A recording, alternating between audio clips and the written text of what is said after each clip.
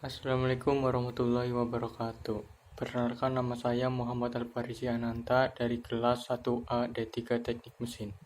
Di sini saya akan menjelaskan sedikit tentang perkembangan demokrasi di Indonesia. Perkembangan demokrasi di Indonesia dapat dibagi dalam 4 periode.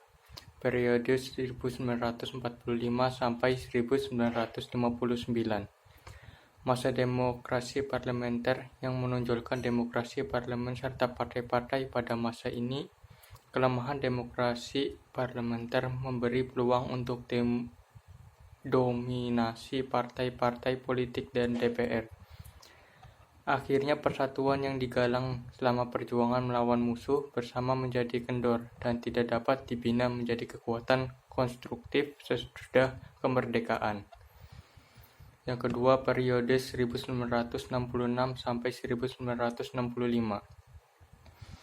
Pada masa demokrasi terpimpin yang dalam banyak aspek telah menyimpang dari demokrasi konstitusional dan telah menampilkan beberapa aspek dan demonstrasi rakyat. Masa ini ditandai dengan dominasi presiden, terbatasnya peran partai politik, perkembangan pengaruh komunis, dan peran ABRI serta unsur sosial politik semakin meluas. Yang ketiga, periode 1966 sampai 1998. Pada masa demokrasi Pancasila, era Orde Baru yang merupakan demokrasi konstitusional yang menonjolkan sistem presidensial. Landasan formal periode ini adalah Pancasila, UUD 1945, dan ketetapan MPRS atau MPR.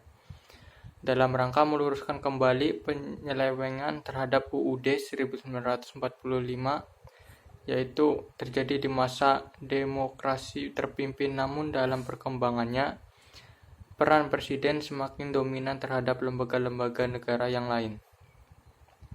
Melihat praktek demokrasi pada masa ini, nama Pancasila hanya digunakan sebagai legitimasi politis penguasaan saat itu, sebab kenyataannya yang dilaksanakan tidak sesuai dengan nilai-nilai Pancasila. Yang keempat, periode 1999 sampai dengan sekarang. Pada masa demokrasi Pancasila era reformasi, dengan berkat pada kekuatan multipartai yang berusaha mengembalikan perimbangan kekuatan multipartai yang berusaha mengembalikan perimbangan kekuatan antar lembaga negara, eksklusif, legislatif, dan yudikatif. Pada masa ini peran partai politik kembali menonjol, sehingga iklim demokrasi memperoleh nafas baru. Jikalau esensi demokrasi adalah kekuatan di tangan rakyat, maka praktek demokrasi tak kala pemilu menang demikian.